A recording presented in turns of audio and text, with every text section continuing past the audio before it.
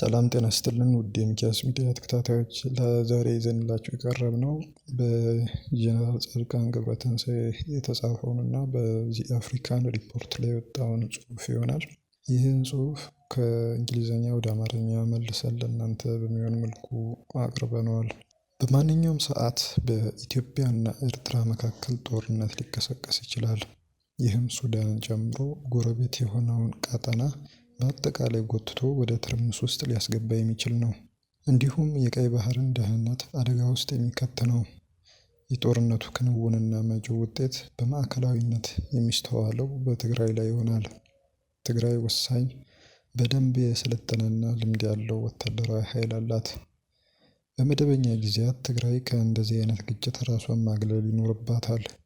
በተጨማሪም ሰላምን ለማስፈን መስራት ይጠበቅባታል። እስኪበቃን ድረስ ተጎድተናል። የሰላም አማራጭ ጠባብ ከሆነ ጦርነትን እንደ ብቸኛ አማራጭ መተው ይበጃል። በሌላ በኩል ግጭቶችን ለማስቀረት የሚያስችሉ ሁሉንም መንገዶች ማሰስ በአጣዳፊ የሚያስፈልግ ነው። ጥቅምት 25 ቀን 2015 ዓ.ም ከተፈረመው የፕሪቶሪያ የሰላም ስምምነት በኋላ የኢትዮጵያና የኤርትራ መንግስታት አጋርነት በሂደት የተሸረሸረ መጥቶ ወደ ጦርነት የመግባቱን ነገር አይቀሬ ያስመስሎታል። የጦርነት ዝግጅቶች የመጨረሻ ደረጃዎች ላይ ደርሰዋል። ለጦርነት የሚደረጉ ዝግጅቶች አንዳች ደረጃ ላይ ከደረሱ በኋላ ወደ ኋላ መመለስ በጣም ከባድ ይሆናል።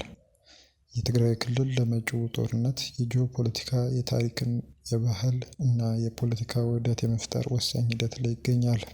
የነጣቂ መንግስት ባህሪ። የኔ ምርጫ ትግራይ ለሰላም መስፈን ብትንቀሳቀስ ነው። እስኪበቃት ድረስ ትጎድታለች። ነገር ግን በእነዚህ እንግዳ የሆኑ ጊዜያት መሪዎች ከድርድሮች ይልቅ ግጭትን ሲመርጡ የጦርነት ደመና አንዣቦ ትግራይ ለአስመራና አዲስ አበባ የግጭት ሜዳ የመሆኗ ነገር እውን ይሆናል።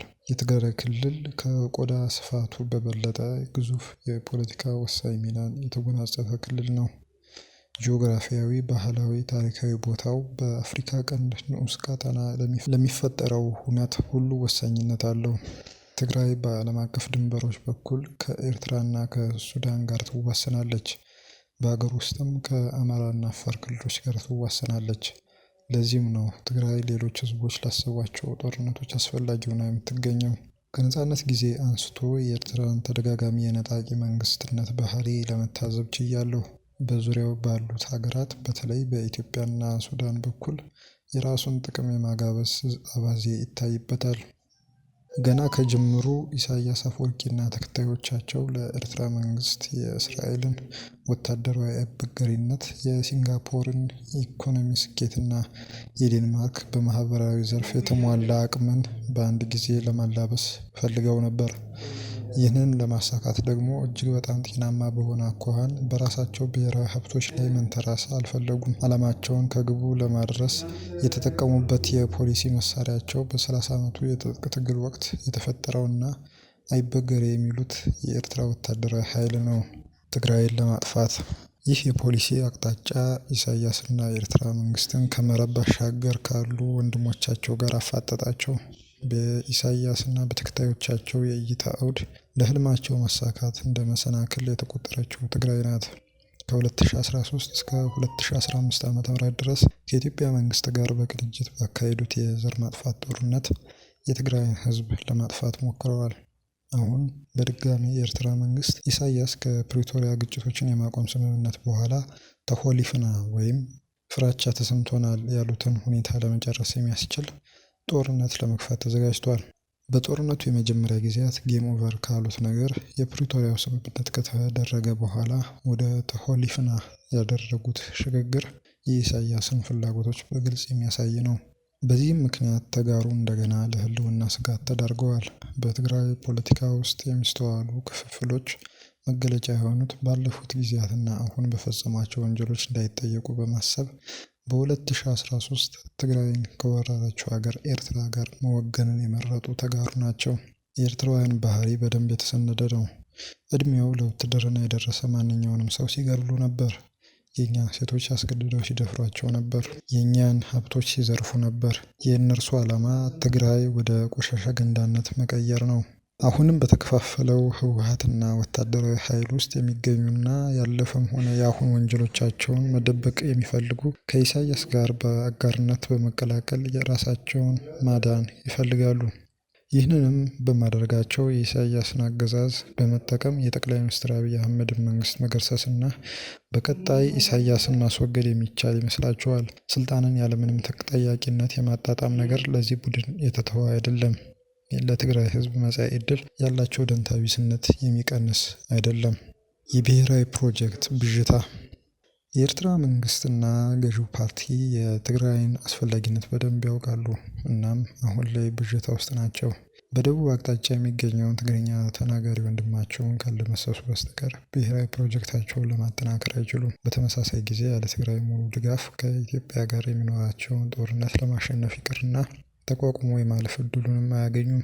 የዚህም ውጤት በአክሱምና ማርያም ደንገላት የእኛን ተጋሩ ዜጎች የጨፈጨፉና በመላው ትግራይ የጦር ወንጀል የፈጸሙ ሰዎች አሁን በትግራይ የፖለቲካና የወታደራዊ አመራር ውስጥ በአጋርነት አብረዋቸው የሚሰሩ ሰዎችን ማፈላለጋቸው ነው። ከእነርሱ ጋር በመተባበር የሚጠረጠሩ የትግራይ አመራሮች ላለፉት 30 ዓመታት በኤርትራ የሰፈነው የፖለቲካ ነባራዊ ሁኔታ ተጠብቆ መቀጠል እንዳለበት የሚያምኑ ናቸው። ተጠያቂነትን የሚፈሩ አሁን ያለው ሁኔታ እንዲቀጥል የሚሹና በስፋት ተቀባይነትን ያገኘው የፖለቲካ ሪፎርም የሚቃወሙ አመራሮች ከኢሳያስ ጋር እጅና ጓንት ሆነው እንደሚሰሩ የሚጠረጠሩ ናቸው። ሰላምን ማስጠበቅ። ይህ ሁኔታ የትግራይ ህዝብ በይፋ ካንጸባረቀው ፍላጎት በተቃራኒው ወደ ጦርነት ሊያመራ ይችላል። የኢትዮጵያና ኤርትራ የመከላከያ ኃይሎች በቅንጅት ካካሄዱት የዘር ማጥፋት ጦርነትና ከዚያ የፕሪቶሪያ ስምምነት መፈረምን ተከትሎ ለትግራይ እጅግ በጣም ጥሩ የሆነው የፖለቲካ አቋም አስፈላጊውን ሰላም ማስፈን፣ የፕሪቶሪያ ስምምነት ሙሉ በሙሉ እንዲተገበር መስራትና መጠየቅ ነው። በአገር ቤትም ሆነ በውጭ ሀገር የሚገኘው የትግራይ ህዝብ በጉልህ ያንጸባረቀው ይህንን አቋም ነው። በተፋላሚዎቹ በኩል አጭርና ወሳኝ እንደሆነ ለማሳመን ጥረት ቢያደርጉም እና ቢናገሩም በሁለቱም ሀገራት የሚፈነዳው ጦርነት የተራዘመ የመሆን እድሉ ሰፊ ነው። አውዳሚ ቀጠናዊ ውጤት። ምንም ያህል ጊዜ ቢፈጅና በየትኛውም በኩል ግጭት ቢፈጠር ለቀጠናው በርካታ አውዳሚ ውጤቶችን ያስከትላል። ጦርነቱ ሲያበቃ አሁን የምናውቃቸው የየሀገራቱ ጂኦግራፊያዊ ቅርጾች በነበሩበት አይቀጥሉም። በመላው የአፍሪካ ቀንድና ከቀይ ባህር ባሻገር ባለው መድረክ ከፍተኛ የፖለቲካ ውግንና ልውውጦች ሊከሰት ይችላል። የዓለም አቀፍ ተዋናያን ትኩረት ወደ ሌሎች የዓለም ክፍሎች ዩክሬን፣ ሩሲያ፣ መካከለኛው ምስራቅና አፍሪካ ውስጥ ደግሞ ዲሞክራቲክ ሪፐብሊክ ኮንጎ ዘወር በሚልበት ወቅት ጦርነቱ ሊጀመር ይችላል። የጦርነቱን ውጤት የሚወስኑት ተዋናያን እንደ ተባበሩት አረብ ኤሚሬቶች፣ ሳውዲ አረቢያ፣ ኢራን፣ ግብጽ እና ቱርክ የመሳሰሉ ሀብታም የመካከለኛው ምስራቅ ሀገራት ናቸው። ዋናው የጦርነቱ ዳፋ የሚያርፈው በትግራይ ላይ ይሆናል። የጦርነቱ መጨረሻ የሚወሰንበት የጦር ሜዳ የምትሆነው ትግራይ ነች። ለትግራይ እጅግ በጣም ጥሩ አማራጭ ጦርነቱን ማስቀረትና የፕሪቶሪያ ስምምነት ሙሉ በሙሉ ለመተግበር በመቆም በፍጥነት መልሶ ለመቋቋም መስራት ነው። ይህም ማለት ከኤርትራ ጋር በሰላም አብሮ መዝለቅና ጦርነትን የማስወገድ የክልከላ ፖሊሲ መከተል ነው። የትግራይ ጥቅም በሚገባ የሚጠበቀው በመጀመሪያ ጦርነቱን በማስቀረትና ይህም ካልተቻለ ደግሞ የጦርነቱን ጊዜ ለማሳጠር በመስራትና ህልውናችንን በማስጠበቅ ነው። አሁን በግልጽ እንደሚታየው ስምምነቱ አደጋ ውስጥ መሆኑ ነው።